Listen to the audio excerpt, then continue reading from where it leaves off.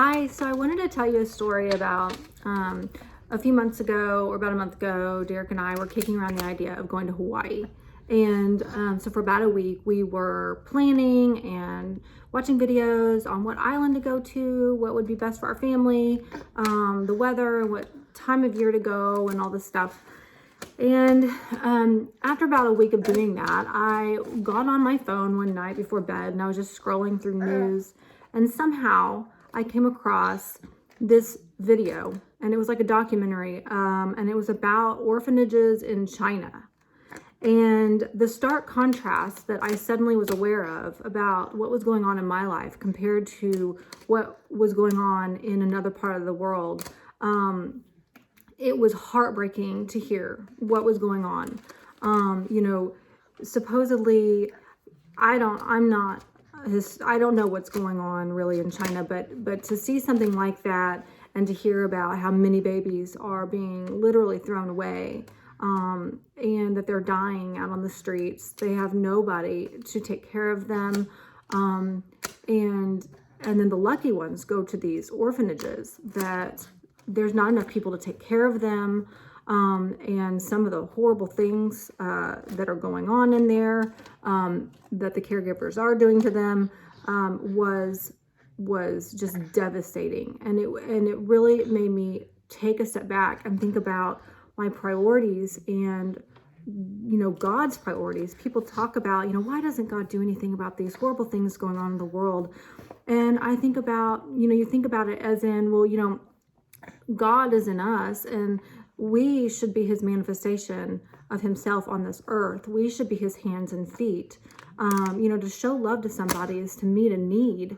And if we don't do anything, if we don't have compassion on people, the Bible talks about how, Jesus said, if you see someone in need and you don't do anything, you don't have compassion, the compassion that moves you to actually do something, and not just say a prayer for them, but to actually do something, then I'm not even in you. My love is not in you. And so as Christians, if we are not experiencing this shift in our priorities where our compassion goes to these things, then how can we even say that we're Christians? And I know that as Christians, if you saw this going on, you would do something. You wouldn't just pass by. The Good Samaritan story is a great example of people passing by when they see someone in need and not doing anything. And that's a great point. But the idea, though, too, is that we live in a bubble almost. In the United States, as middle-class people or whatever class you're in, we have it way better than people in other parts of the world. And to have the ability to plan trips or to do anything of luxury, to buy food and stuff, we have it so much better than a lot of people in other countries. And, my heart specifically goes to children, because they are completely helpless. And having another baby recently, I can't imagine my own child being in that situation and no one helping, or even yourself being in that situation, how blessed we are to have been born in this country. I don't want to lose perspective because everything is relative. We're comparing ourselves to what's around us. And me personally, I've turned off the news. I don't even want to watch the news anymore because all it shows is how dark the world is, and it makes me feel upset. And so, when we turn off the bad news, we're not seeing it anymore. So all we're seeing is what's around us, and we forget. And the problem is that those things are still going on, and God needs hands and feet to do something about it. There's people who are boots on the ground people, and they feel called to actually go to those places and to start orphanages. If you've never seen the movie Furious Love, it's a documentary, and it's based on God's love. It's just a profound documentary if you've never seen it. And anyway, there's a couple that they talk about in it where they actually, God woke them up one day. They had an experience at church where the Holy Spirit showed up and they got slain in the Spirit and different things that manifested. And it so changed their lives that they woke up one day and they were like, all we do is go to church on Sunday. but they really felt like God was calling them to move to China. And so they had like young children, they literally moved to China with them. And, but it changed their world, and they are changing the world because they did that. But not everybody's called to be boots on the ground. Those are the people who are God's feet. But, God can use you by, you can be his hands where you give to the situation. And, I've done this before where I will see something and I feel just so upset about it, and I want to give to it, and I give.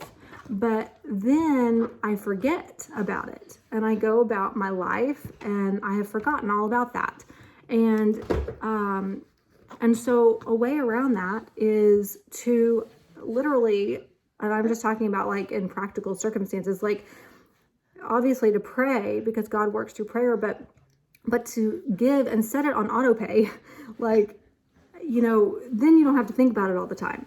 But that's just kind of a practical thing. But that's what I did. I found a ministry that gives to over 200, gives or has ministries in over 200 countries where they have orphanages and stuff. And I believe that my money would be going to that.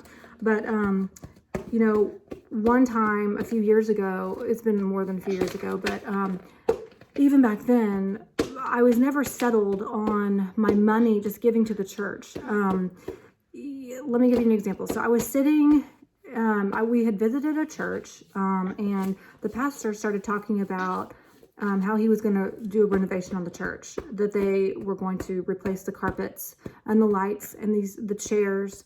And I remember thinking, I looked down at my chair and I remember thinking, there's nothing wrong with my chair. Like, why does this take priority over some of the things that are going on in the world that need help now? Like, the chairs can wait. Why is it that the pastor doesn't even have compassion enough to put priority on like babies and children's in other countries, and that instead we're going to put the money towards these things to make our comfort better? It just seemed off to me, and it still does. And so to address that, I just feel like, my money where I'm going to give, I don't want to give to that for my own comfort. I want to give to things that are really making a difference in the world. If it was my own children, if it was myself, wouldn't you want someone to help you? Do unto others as you'd have them do to you. We need to live like that, where we don't turn a blind eye, and we do put ourselves in other people's situations. And, think about if it was our own children, what would we do? You would want someone to have compassion enough to give, and how wealthy we are in this country. Even a little bit of money for people who don't have a lot of money can give and make such a difference. But anyway, the Bible says where your treasure is, so that's where your heart is.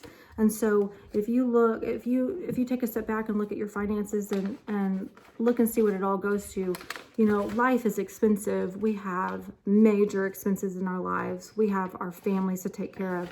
But if there's any to spare at all, if we can show any compassion to children in other countries, people in other countries, whatever your heart, whatever God puts on your heart to want to give towards, then I pray that you will, as my hair is being pulled out of my head, have compassion and give a little bit, and set it on auto pay where you don't have to think about it all the time, and it doesn't just become a one-time thing, where it becomes something that you are continually making a difference in.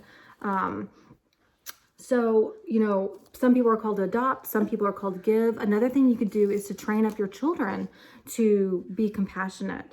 I want my children to experience volunteering and things.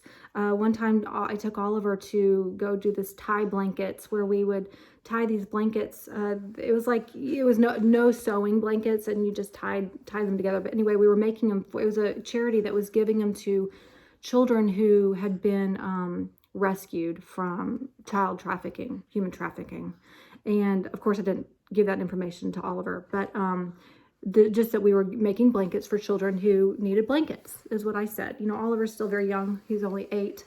But to train them up at a young age to volunteer, to think about people in worse situations, and not just to be thinking about our own situation all the time and become so self-centered.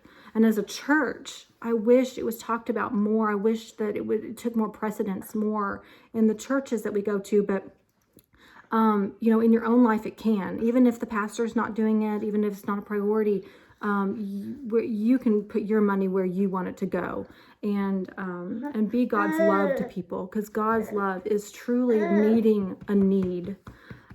So anyway, I hope that encourages you to want to do something like that and to make a difference, even if it's small.